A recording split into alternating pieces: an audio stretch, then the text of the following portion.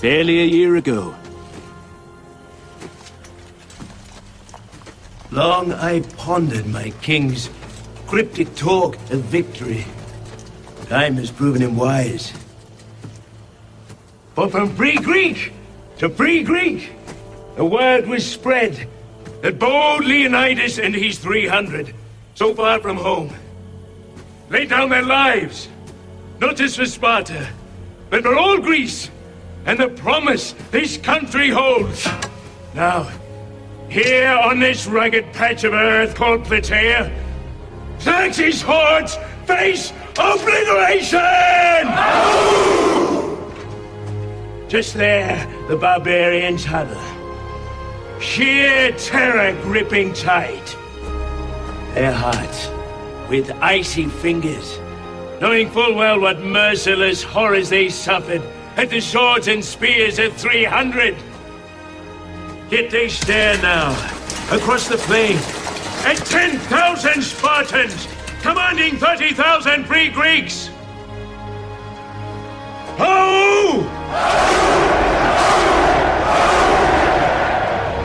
The enemy outnumbers a paltry 3-1! Good odds for any Greek.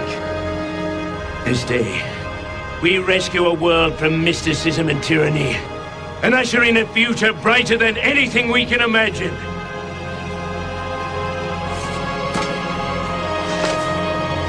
Give thanks, man! To Leonidas and the brave 300! To victory!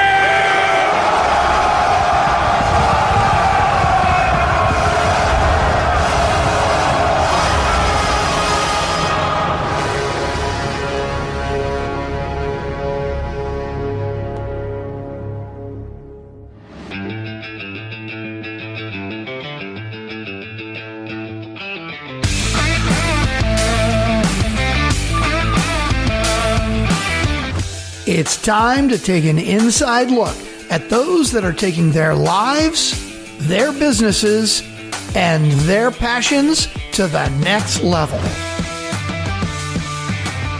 Get ready to thrive loud with Lou Diamond. Well, that was an interesting introduction to Thrive Loud. Welcome, Thrive Loud listeners, to the 300th episode of Thrive Loud. I decided 300. Sorry, just did it. No, you had to do it. We are joined here by the normal voiceover for our show because we have so many openings and so many ridiculous ways of kicking off Thrive Loud. The Strickland Bonner is on the program. Hey, Strickland, how are you? Hey, Thrive Loud listeners, what is going on? So I'm big on celebrating the milestones. In fact, not too long ago, we just celebrated like the 2-year launch date of the show, where we got Doug on the show for a little bit just to celebrate 2 years, mostly because I can't believe that I've continued to associate myself with him for that long.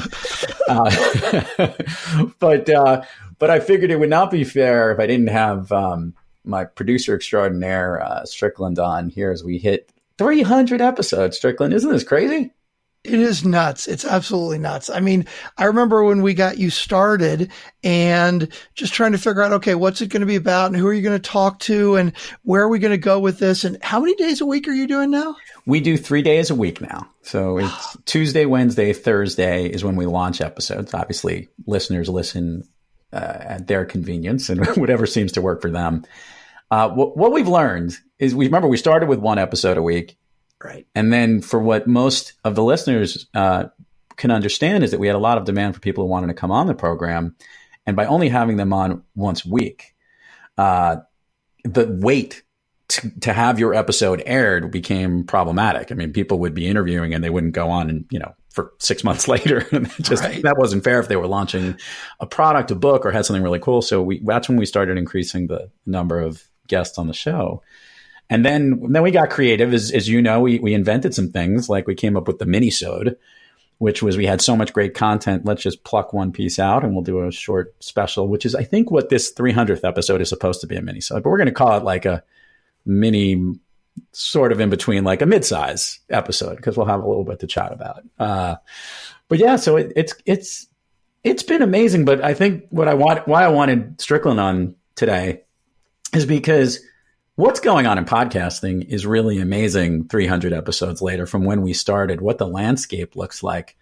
Let's just do it from a perspective of Strickland, because as many people know, the team at Turnkey Podcast, which is what Strickland and Doug put together, I was patient zero. Yes, you were patient zero. Exactly. Yes. I was the beta child. And at that point, they were helping me edit the episodes. Now, how many episodes are you editing a week today? Well, Nice Guys on Business, we're doing 5 days a week, and we're up to episode 915 or something like that. And we're producing, I don't even know, 20, 22 shows right now.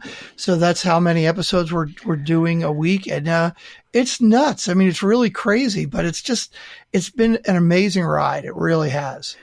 Would you say that you and I joke all the time, because you and I are big pop culture people. We love movies. I know you love we throw the movie quotes, hence the opening of 300 at the beginning of the show, which got us both excited. Mm-hmm. Would you say that we may have we jumped the shark in podcasting? Does everybody have a podcast show today? And I'm not putting that down. I think there's a lot of great content out there. What are you seeing from your seat? Because there's obviously a lot of interview shows, but there's also lots of different types of programming out there. Just share with the listeners a little bit of all the things that you've encountered, both with Turnkey, some of the stuff you've seen at New Media Summit. I think that would actually be pretty helpful for our listeners. You know, I don't really think that we have jumped the shark, so to speak, with podcasting, but I absolutely believe that everybody has one. But I think that's what's so great about it, because if you want to just jump in with a crappy microphone, plug it into your computer, and go up and get some free hosting somewhere, you can do it. Anybody can do it. And that's what's amazing about it. If you think about television or movies, you have to have some kind of a budget. And YouTube kind of made it, everybody knows about YouTube nowadays. You can just grab your camera and be up on YouTube. And podcasting has kind of become the same thing, which I love. If you want to be NPR, if you want to put some huge budget into a scripted podcast and major production, sure, you can spend a lot of money on it, but you don't have to. Right. And everybody's got the same chance to be heard and get out there all over the world. And I think that's kind of amazing. Someone made a great point to me about this show, and we've obviously had some unbelievable guests and great stories. And you and I have joked about this, the influx of people that want to come on the show, because we kind of have been around for 300 episodes and we have a pretty big reach, and as does your program. We're turning down tons of people each week to come on the show. And by the way, we always feel bad, because it's just a matter of, is there a good fit for your audience and knowing what's great. The hardest thing that we have 300 episodes in is continuing to put amazing content out there. Now, we have all this amazing content. It's just a matter of giving the listeners a whole big palette of stuff to go through. Sometimes you could be selective.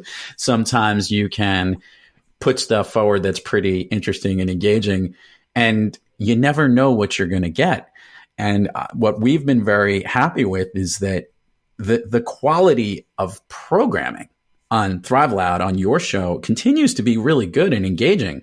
And that's why, we recognize that we keep getting newer listeners, and that's why we keep bringing the minisodes back, to go back to some of the older stuff, because we had some really good stuff at the very beginning.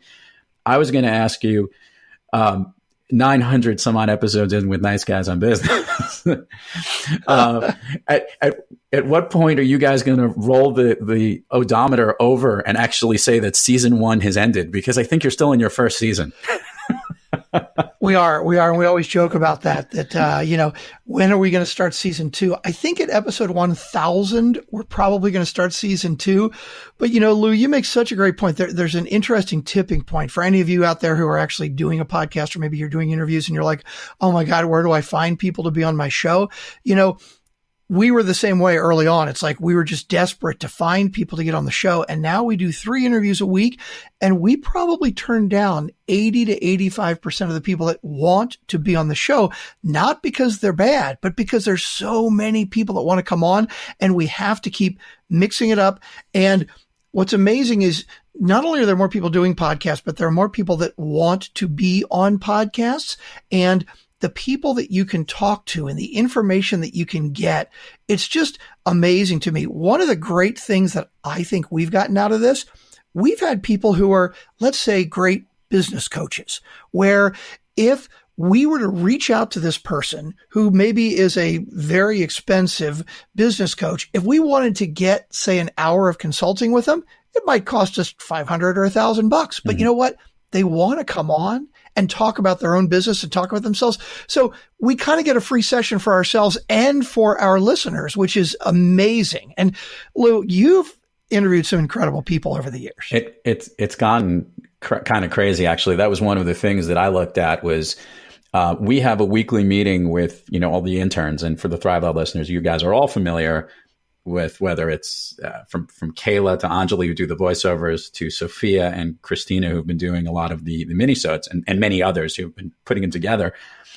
To select who we go back and do the minisode is actually like an endless supply. Like every single show, we can pull one of them out. And the guest quality really has been unbelievable. One of the more recent interviews, I'd say it was this year, 2019, I got to interview, and Doug did as well, John C. Maxwell, the excellent, he's the guru on leadership. Oh yeah. I wish I did not hit the stop button on the record button, because he and I then spoke. You talk about getting like a coaching session. We spoke for another 25 minutes after we finished our interview, talking about the challenges of leadership, about the different mediums that, he's a speaker, he's an author, he's a thought leader, he's got a whole leadership training business. And we were just talking about what podcasting has done for him. And this was really funny to talk about the role reversals. And you know this because Doug featured this on your show. I did a whole episode, and I did a speech about how to be a great guest on a podcast host. Because remember, we did all being great guests, and how people need to use this as an opportunity to grow their business, not just to be the host. A lot of people just think, hey, I'm going to be on Thrive Loud. This is great. I'm going to get great exposure. There's going to be good social media coverage. People are going to listen to me. They're going to get heard. Yes, all true. However, there has to be some call to action. Tell people where your business is. Have them go to your landing page. How do you track them? Give them a free gift. All these things that you've heard really good guests who've been on Thrive Loud who know how to use that opportunity, as opposed to just, thinking like, oh, I'm going to get the exposure and let's just see what happens. So there's actual real tactics now, and people who've been utilizing podcasting as from the guest seat to not only just get their message out and be heard, but also come up with driving revenue, which is amazing. It became like not an infomercial, but a channel to drive business, not just to learn something new. Well, and that's what's great about it is, obviously we're here for our listeners and want to provide valuable content for the listeners, but we've seen a lot of this come back to us too. And I know, Lou, this is kind of a strategy with Turnkey that we didn't have when we first started, but we've really adopted more recently in the last year or two. We've got a couple of clients who we have taught them how to podcast. They bring guests on, and we kind of teach them to reach out to guests that maybe they want to try to turn into a client.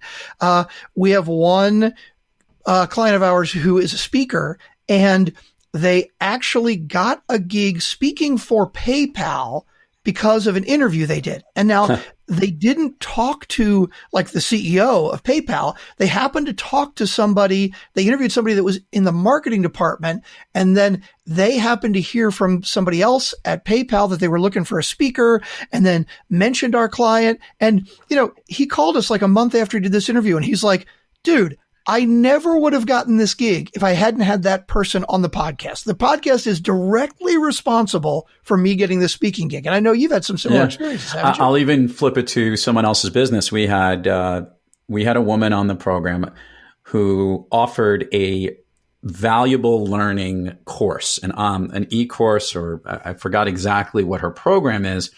But there was some cost to it, and she had really good tracking tools, so that the link that we put on the podcast page, she ended up getting 4 or 5 attendees for her event from just our episode. And we have thousands of people that listen, but who's going to click through and find that it's the right niche for them? And that was fascinating to me. And by the way, she gave a referral fee over to us, for the business that came from it. So I'm like, who knew?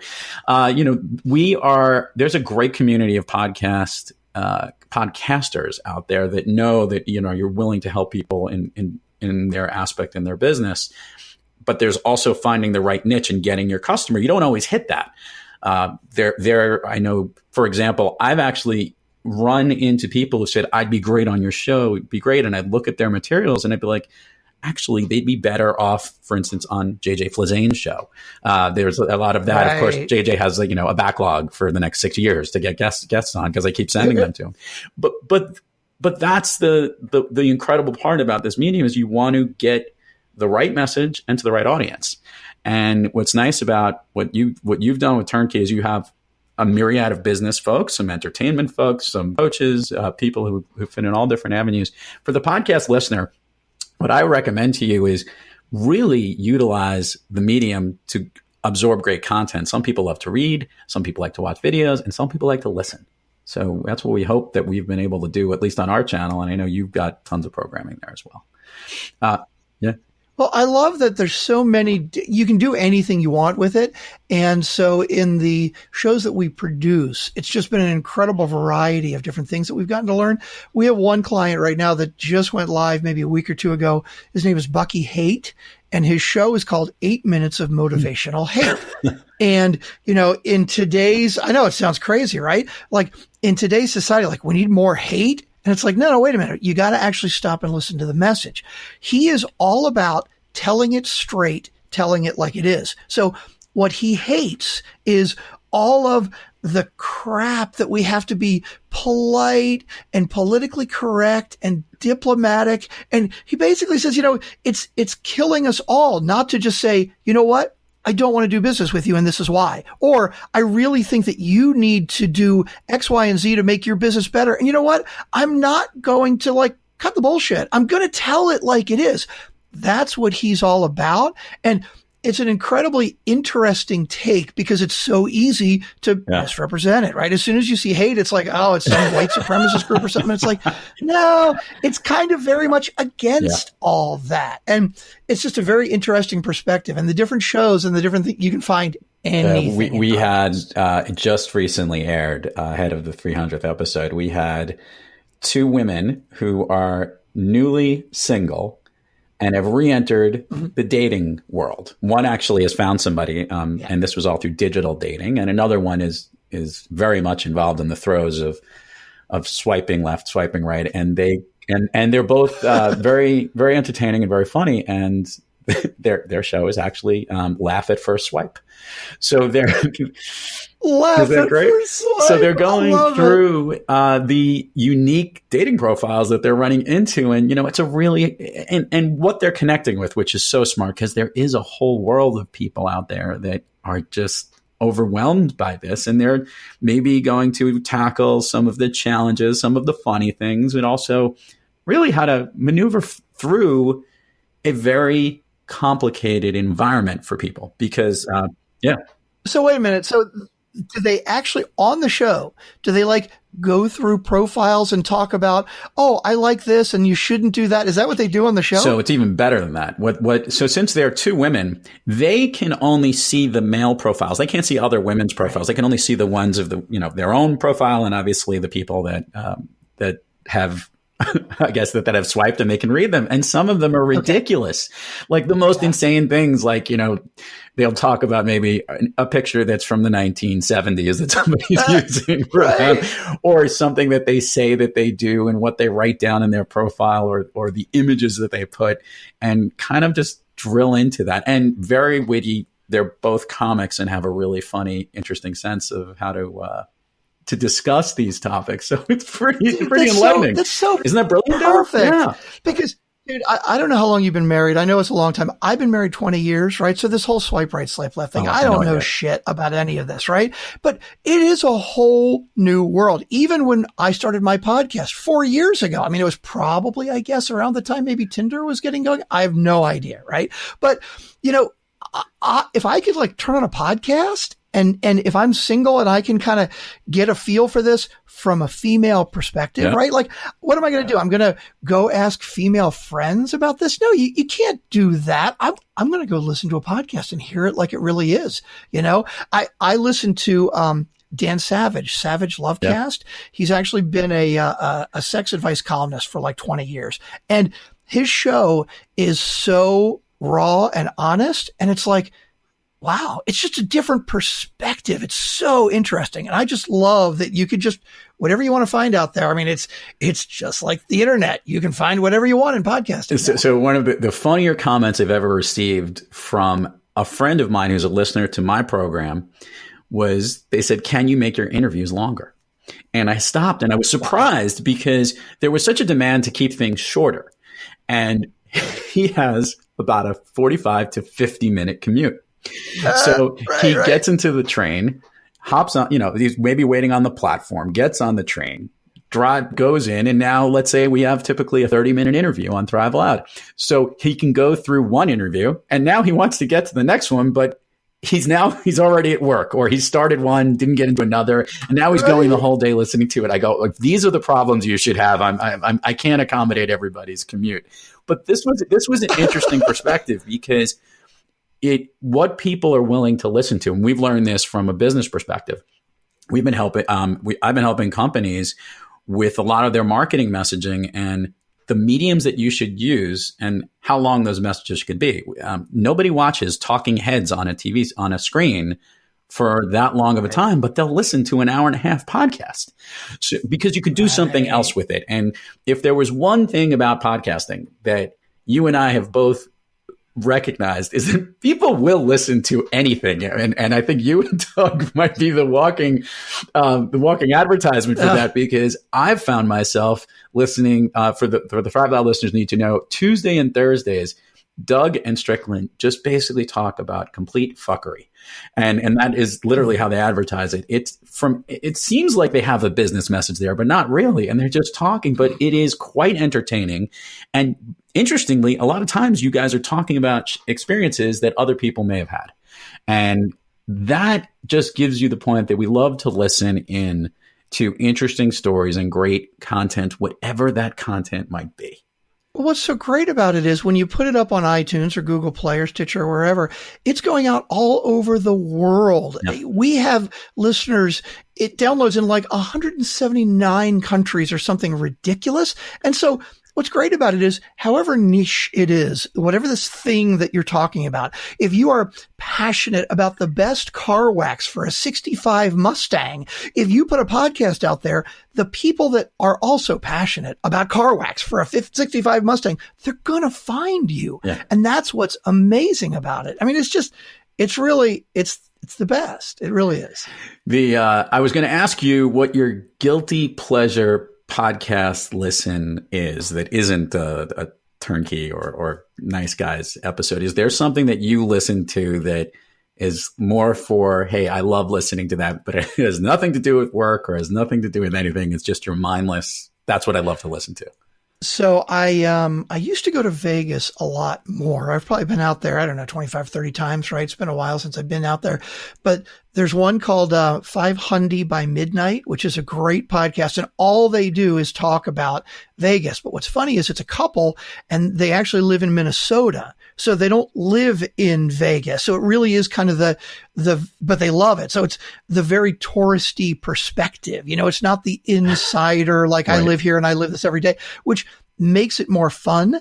The phrase comes from like 500 by Midnight. There was a movie, Swingers? Yeah, of course. It was Vince Vaughn's first movie that he directed. He's gone on now to do Iron Man, and he's actually, he's the chauffeur. He's Tony Stark's chauffeur. Not Vince Vaughn. No, Favreau. John Favreau is. I'm sorry, you're right. You're right. Vince Vaughn was the guy that did it with him, but John Favreau was the director, and he's gone and directed Jungle Book and Iron Man movies and stuff.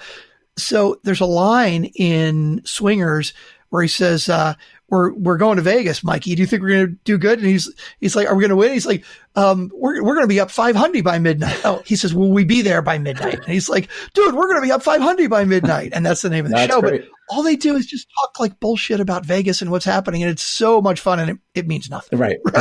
There's no good content that's like educational. It's just fun, you know? I think I've shared this with the Thrive Loud listeners. My personal guilty pleasure is still the Rewatchables. It's a Bill Simmons podcast.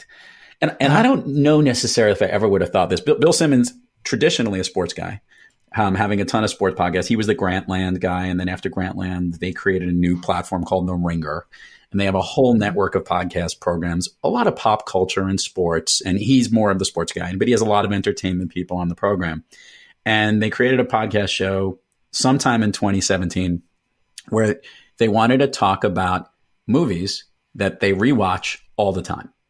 And movies like Rocky or The Godfather or anything that turns on TV that you can pick up at any point. Rounders. I'm just thinking of half the movies that Steve O'Brien has done movie quotes for, we've done as asking what your all-time favorite movie is at the end of our show. Mm-hmm. And what they will do is they'll go through the movie and they do kind of a real analytical view of it, kind of like the most rewatchable scene, what's held best over time, what hasn't aged well over time, who had an apex moment, which is like, was that movie the peak of their career at the time that it came out? What's the best quote of the movie? And then who won the movie?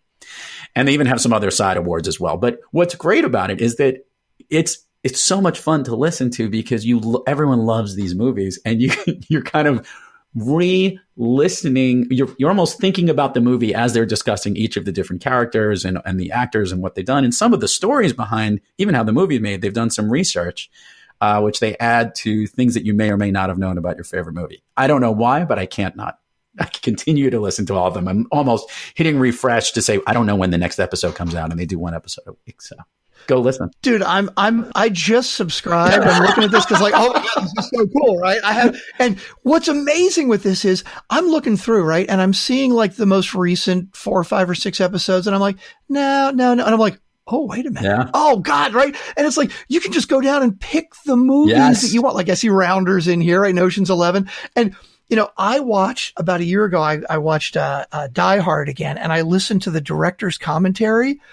Oh my God. Like, first of all, the people that were in that movie that were nobodies at the time, obviously, you got Bruce Willis, but there were so many other people that were like directors of photography. And that was Alan Rickman's first movie. I mean, he went on to be freaking Snape, right? I mean, how amazing is that, right? But all the little subtle things that you're like, wow, well, I never noticed that. I never thought about that. It's like, I love that stuff. I don't want to, if you want to go back and listen, I'm looking at it right now. The episode they have when the 30th anniversary of Die Hard came out, it aired in early August of last year. I guess that was the 30th year of Die Hard.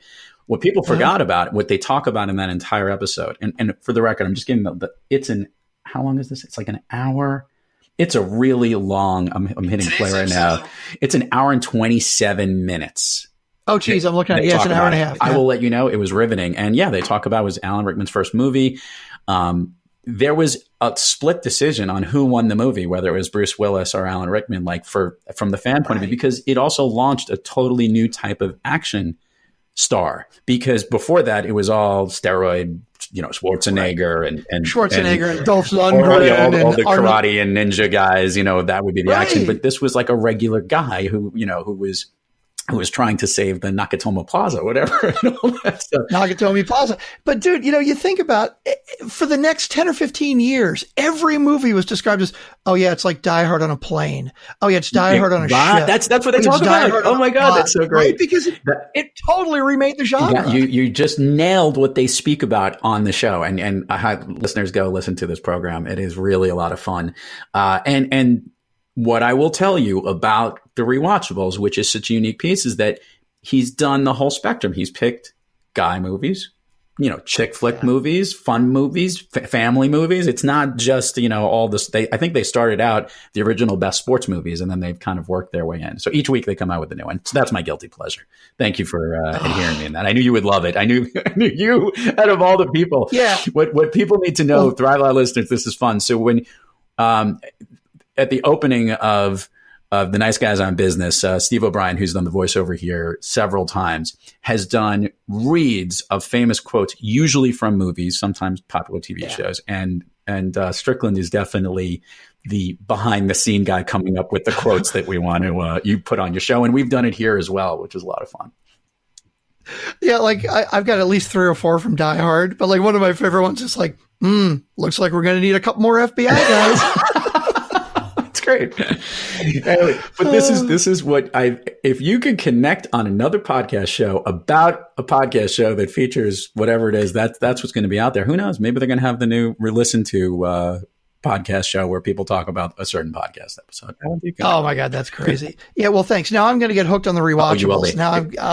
I totally literally will kill you. And you know, whether you like Bill Simmons or not, that's your own opinion, but he does a really good job. He happens to be.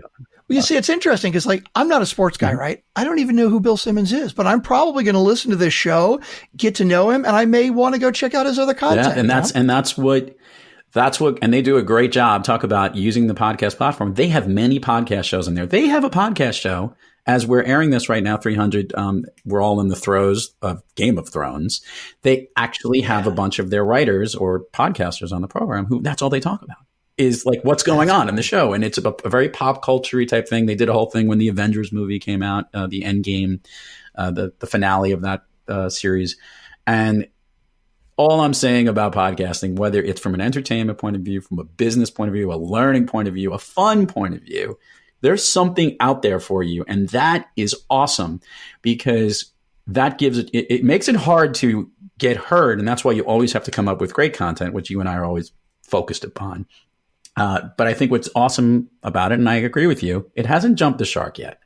It's just a matter of how to continue to come up with that great content all the time so that listeners really say, hey, this is my go-to, this is my guilty pleasure, this is what I need to help grow my business, my life, and everything around it. So this has been fun. So Strickland Bonner, 300 episodes, man, kind of crazy. You were featured on one, and we talked way back when about podcasting and all that stuff, about what the business of podcasting was. So what's next as you guys approach 1,000 episodes? What's on the horizon? Yeah, I don't even know when that's going to be. A couple of months from now, I guess. I haven't looked at the date, but yeah, I don't know. We just love what we're doing and everything's going really well. We're actually thinking about splitting the Tuesday, Thursday show out to a separate show because it's so different from the Monday, Wednesday, Friday interviews. But other than that, we're just going to kind of keep doing what we do because really on the Tuesday, Thursday show, Doug and I, we're just shooting the shit. We just love to talk. And it's really an opportunity for us to catch up and see what's going on in each other's lives. And people like to listen in. It's fun. Well, again, a total pleasure to have you on here. I thought this was a perfect episode to bring you back in to Thrive Loud. We thank you for all your voiceover work that you did long, long ago that just continues to recycle. We'll probably due for something new, I guess, for an opening. I guess we should talk about that maybe. Who knows? No, I love that. Well, we're ready whenever you are. And, it's so funny, like Steve O'Brien, I know, has done a couple of voiceovers for you. He just there was a serious one that he did for you where he introduced you, for like your speaking gig, right? And like, when he does voiceovers for us, we kind of call him our Leslie Nielsen because it's very dry, but everything's a joke, right? It's like this it's the punchline delivered completely straight. So when I hear him do straight stuff, like your intro, I'm waiting for the punchline, right? But it never comes. We did throw one in there, I think, something along the line, because it was the speaking event was I spoke at Cornell University, so I did graduate there. And he says, he graduated class of 92. Yep, that was a long time ago. Right. And it's always what I'm waiting for with him, I love it. Strickland Bonner, thanks for coming on, man. I would say for another 300 more, but who knows what that means. Hopefully we'll still be alive by that point. God, I hope so. Lou, thank you for having me. Always, always a pleasure. You got it. And to all our Thrive Loud listeners out there, keep thriving onward and upward. And remember, be brief, be bright, be gone. You've been listening to Thrive Loud with your host, Lou Diamond. Make sure to subscribe on iTunes, Overcast, or wherever you get your podcasts. And follow us on Twitter, Facebook, and Instagram at Thrive Loud. Or find us on the web at thriveloud.com.